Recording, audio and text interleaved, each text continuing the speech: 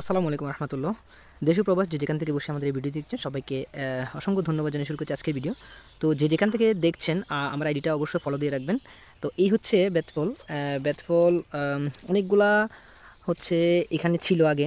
তো এখানে বেত কেটে ফেলার কারণে হচ্ছে এই বেতফলগুলা কমে গেছে। বেত কমে যাওয়ার কারণে হচ্ছে বেতফলগুলো কমে গেছে। তো এখানে অল্প কয়েকটা আছে এখানে, তারপর হচ্ছে এইখানে দেখতে পাচ্ছেন, এখানেও আছে, এই যে এখানেও দেখতে পাচ্ছেন অল্প কয়েকটা আছে। এগুলো এখনও পর্যন্ত ম্যাচিউরড হয়নি, এগুলো ম্যাচিউরড হইতে আরও কিছুদিন সময় লাগবে। এখানে এগুলো এখনও পর্যন্ত ছোটো থেকে গেছে দেখেন।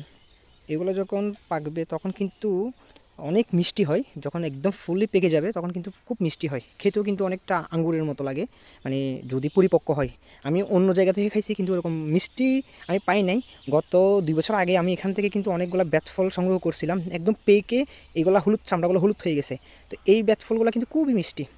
তো গ্রাম অঞ্চলে যারা আছে অবশ্যই সবাই কিন্তু এই ফলের সাথে পরিচিত। তো কারা কারা এই ফলের সাথে পরিচিত এবং কার কার ভালো লাগে অবশ্যই কমেন্টে জানাই দিবেন। আসসালামু আলাইকুম রহমতুল্লাহ।